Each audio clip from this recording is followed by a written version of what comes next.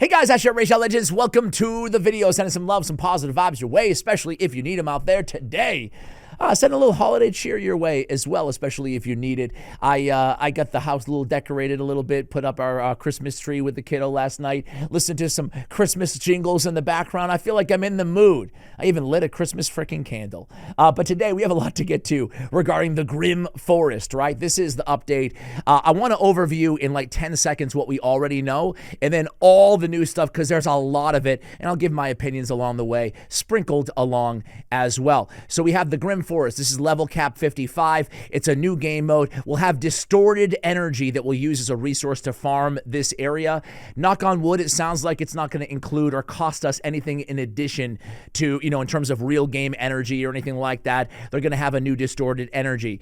They're going to be different rotations. They're going to be 1 month long. There's going to be a bunch of new bosses. There's going to be a normal mode and a hard mode. There's also going to be a new hard difficulty within the hard difficulty for those who seek trials steeped in true torment. There will also be roguelike features, providing special boons, making your champions more powerful. Some of them, it looks to be carried into the main game as well. And there's a whole bunch of lore that you guys can pause and read if you so choose to. I'm not gonna do that to you guys though. There you go. That's the Gloomlands, the lore. I actually have to read this myself. It'd probably be good to know. Just, you never know. All right, so we have a bunch of info regarding the new relics and the new artifacts and all that stuff. But first, we have some more information that was teased on social media throughout the last couple days, including just an hour ago, that is very intriguing.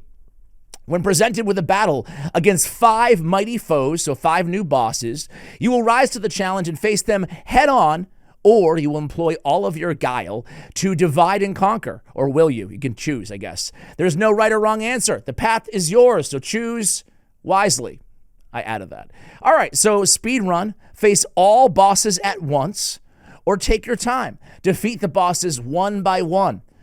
Well, I wonder if there's any incentivization to face them all at the same time. I guess time-saving mechanisms, right? Speed run all the bosses. That's very interesting. I did call a boss gauntlet as this new update, so even though I'm clearly not right, maybe there's an element of a boss gauntlet in this new feature, Grim Forst. We also have more information regarding the building your team. If we go to the original source material of the first, no artifacts yet, of the first sneak peek, it says Team Decks. Do not expect to command the full might of every champion you have summoned and lead them into the Grim Forst. Only the select few, will aid you in your journey. So you'll have to choose wisely. Okay. So we have more information on that. We're going to be building team decks. In normal difficulty, we'll have only 10 champions to choose throughout all the Grim Forst. On hard difficulty, we'll have 20 champions to choose.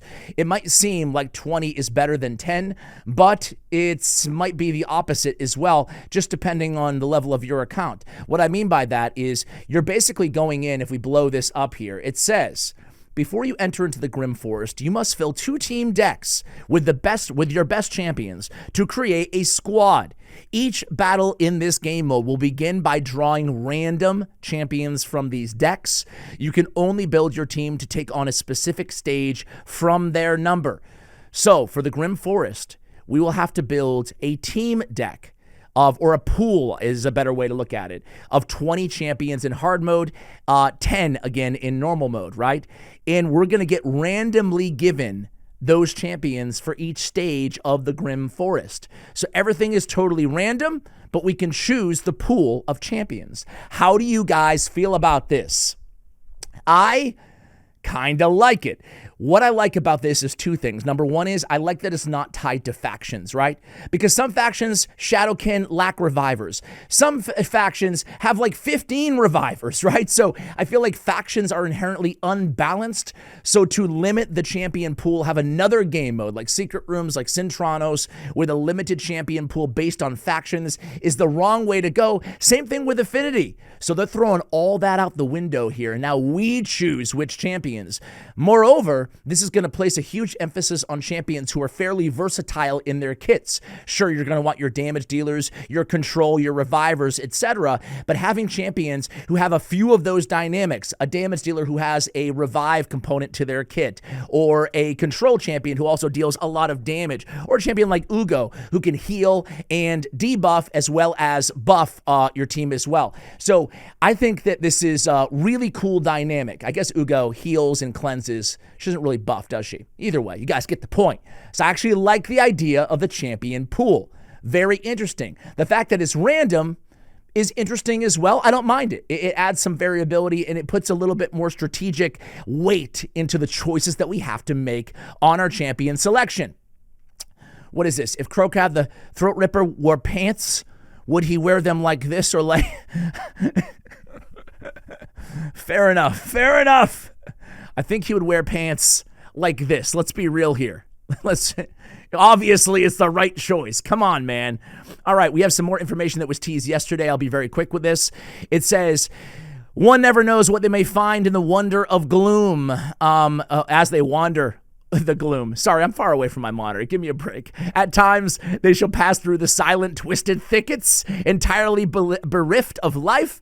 Yet, foes are never far, and you must be wary of ambushes.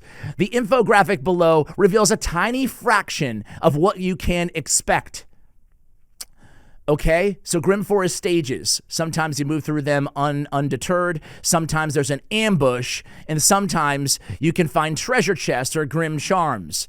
These stages contain various enemies, from waves of lower tier champions to mythical bosses. So mythical bosses will be included, and these are just two types of stages you can see by their icons that we'll find within the Grim Forest. Interesting. And then we have what lurks in the mist. This is just basically a map of the Grim Forest. Interesting. I don't know if you guys can like tease out any super specific details, get a sense for where the secret area, where the hard mode is, yada, yada, yada. I'm not seeing anything crazy there. And then, okay, and that's about it. So let's go ahead and move on to the good stuff, the new stuff, relics and gear as part of the Grim Forest update. All right, confidentiality note, I don't think you guys care about that. All right, guys, so let's look at the 9-piece variable set stats, and then we'll talk about the effect Total Guard. Total Guard is going to be confusing, but I asked a lot of follow-up questions to Plarium, and I think I have all the answers, so bear with me here. So the stats, resistance and HP are the first two stats. I always look at the first two stats because I'm looking for speed, like pinpoint and chronophage gear, right? Rebirth gear, looking for that speed off of my ring and my amulet. We don't have it here, but similar to protection, we do have speed on a 3-piece bonus, which isn't bad. At 4 pieces, we get a stack, right? Similar to the chronophage, similar to pinpoint. This is going to give us a stack buff that is only expended when the trigger would happen. In this case, it's Total Guard, and that trigger is blocking all incoming damage and associated effects. So we get 1 Total Guard stack. Here's the image of the Total Guard buff. Per 4-piece set, or at 4 pieces, excuse me. And then at 5-piece, we get 12% speed, which is nice. At 6-piece, we get 2 Total Guard stacks at the start of the round. Again, each stack blocks all incoming damage and any associated effects. At 7-piece, we get more resistance. At 8-piece, we get more speed. But the 9-piece is where things get very interesting here, and it will make more sense when we talk about the Total Guard effect itself. Grants the wearer 3 Total Guard stacks at the start of the round.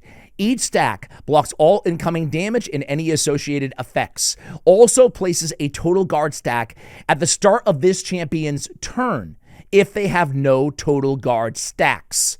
That's pretty crazy once we get into what Total Guard stack is and how to get around it as well. So, Grim Forest artifact set Total Guard buff. Total Guard buff will will block any single instance of damage in all status effects a champion receives from an enemy skill. Okay? So, what this is doing is it's blocking incoming damage off 1 hit of a skill. So if Marius hits a champion with Total Guard, the first Total Guard stack will be expended on the first hit. The second hit and the third hit of Marius will still land, okay? So very important to know that. A champion can receive multiple stacks of the Total Guard buff. Each Total Guard stack will block a single instance of damage from an enemy champion's skill. Again, a single instance is key here. It will also block any associated effects such as debuffs, including guaranteed and irresistible debuffs. Destroy max HP effects will be blocked. Enemy HP effects will be equalize effects will be blocked. Swap HP effects will be blocked. Debuff spread effects, decrease or equalize turn meter effects will be blocked. Instant activations of poisons or HP burn debuffs and polymorph debuffs will be blocked. As long as a champion has at least one Total Guard stack, they will be immune to all negative effects except increased cooldowns. So increased cooldowns will not be blocked, even from skills that do not inflict damage. Okay? Let's read on. I'll give you another few examples or use cases I'm sure you guys are wondering already as well. A champion will lose a stack of Total Guard whenever they would take damage from another champion's skills. Let me pause there. Now, guys, interestingly enough, because intuitively I did not think this, but Gizmak, Sophirian, Calvalax, Nell, those champions, they will not be able to land their HP burns or their poisons while an enemy has a Total Guard. They need to deal damage first, remove the stack, and then land their debuff. So, for example, if an enemy has only one champion in Total Guard and you have a Gizmak, you'll land HP burn on everyone except that one champion. This includes damage taken from ally protection buffs. Reflect damage. These can all break the Total Guard stack. You have to be careful of these things, obviously. Ally protection. Shared damage as well. This includes damage, ally protection buffs, reflect damage buffs, as well as passive skills that share or reflect damage, such as Fat Man. Fat Man could trigger with his body block or body blow, whatever it is, passive. He could trigger that on other champions by sharing that damage. He could trigger a removal of a Total Guard, from those champions. A champion will not lose a stack of Total Guard when they take damage from masteries, blessings, or relics. Okay? If a champion is under both Total Guard and block damage when they receive damage from an enemy champion's skill, they will lose a stack of Total Guard. Interesting. If a champion takes damage that is reduced to 0 by another champion's passive skill, they will lose a stack of Total Guard. All right. All bosses will ignore Total Guard. So Total Guard is for wave content, maybe areas like Grim Forest potentially, Centranos, etc. Or it's for bosses' minions, or it is for PvP. Mainly an arena set is how I look at this. All right.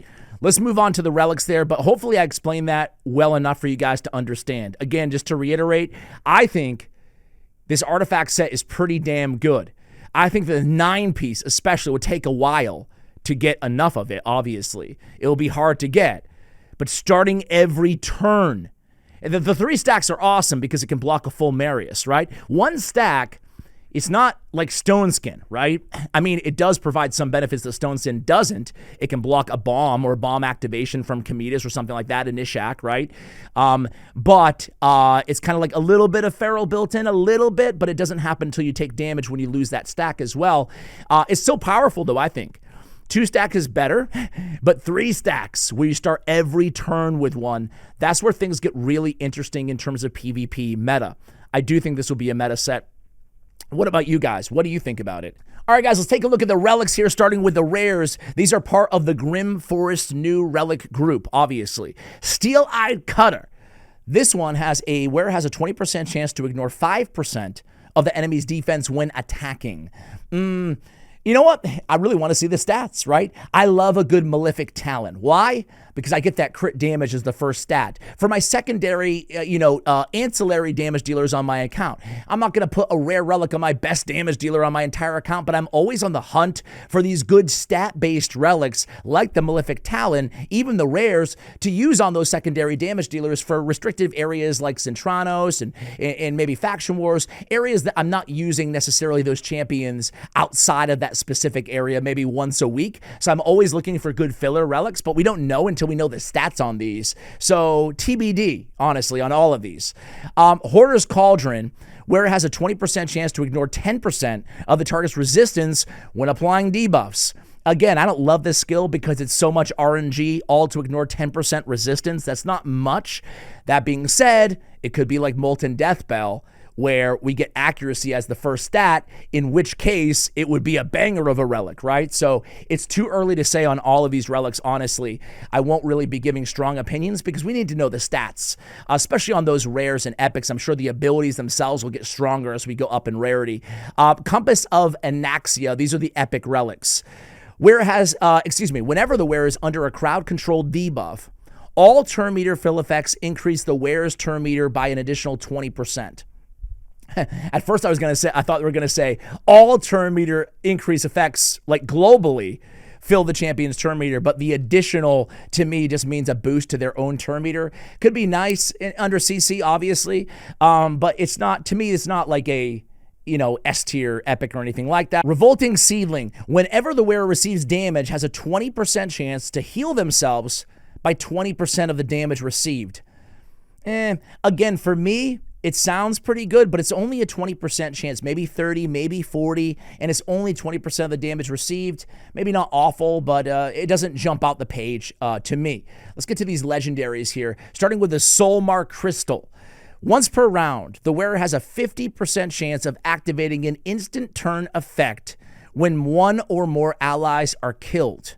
Well, dang, that's a good one. Geez, for a reviver especially, and we can get that up to a 70% chance, an 80%, 90, and all the way to 100, as if we can actually max out a relic in Raid Shadow Legends. We have Spore Burst Rod.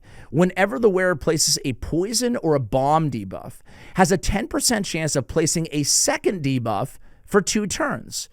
Only counts debuffs placed by active skills. Ooh, I was immediately thinking Nell. But alas, no Nell, no Calvalax. Cometus can get an extra bomb, but it's only a 10% chance. Maybe a 20, maybe a 30. I don't know. It reads good, but I don't know if those chances are high enough for me to get super excited for a legendary relic. What about you guys? Hey, these are my honest first takes on these, so TBD on everything, but I think the Soulmar Crystal seems way better than the Spore Burst Rod, because it has to be an active skill. If it wasn't an active skill, it would be game breaking, but it's only actives. All right, because, the best poisoners are really, Calvalax and Nell, which are both passives. Okay, Grim Forst Relics Mythical. The Coronet of Gloom. When I see Coronet and Relics, I get excited. All right, when all the wearer's allies are dead, places a block damage on the wearer for 1 turn. Has a 10% chance of placing this buff when a single ally dies. Okay. Would it be too strong for a mythical if it was a protected block damage?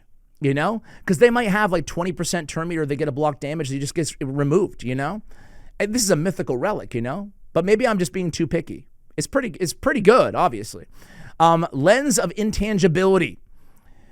Wearer ignores 10% of the target's defense. At the start of the round, places a perfect veil on the wearer for 2 turns. While under Veil or Perfect Veil, wearer ignores an additional 5% defense, and you can book that up. Yeah, no doubt about it, Lens of Intangibility is the best relic here by a mile. This is like Cat's Gaze, but then some and then some and then some. The fact that we have a perfect veil at the start of the round mitigates the necessity to wear Stone Skin. You could get by with maybe a Feral 4-piece and a Lethal 4-piece or something like that, right? At the very least, it's just nice to have to mitigate AoE damage and single target targets, right? And then you get the additional 5%, but you can book that up or level that up, to easily get another 6% on each addition. That's the way that I read it, right? So 16 plus another 11 when under a perfect veil? That's nuts. That's Cat Gaze and then some. All right, guys, that's all the news that I have for you guys. What do you think about the Grim Forst, about the new artifact set, about the new, what is it called again? Body block. It's Total Guard. There we go. I'm thinking Fat Man. Let me know what you think of all of this. The team rounds, the drafting, your roster. Do you like that? Do you not like that? Let me know, guys. I threw a lot at you, but hey, a lot to get excited about or a lot to complain about, just depending on your perspective. Me, I'm as always, I'm cautiously optimistic here. This seems cool. I was looking for something, fun to be added to the game this year. Obviously, I've been waiting all year for it. And to me, this seems like it could fit the bill. Got a lot of promise here. I really like the artifact set. I like Total Guard. It will definitely switch things up in terms of the meta, especially at that 9-piece. Will take a while to get our hands on it. But anyway, we can cap it there, guys. I'll have a Primal Shard that you're not going to want to miss opening coming up very soon. In the meantime, might as well check out when I unloaded every single Sacred Shard and every single Void Shard on my entire account. You can see it right there. Much love, and as always, take care, guys.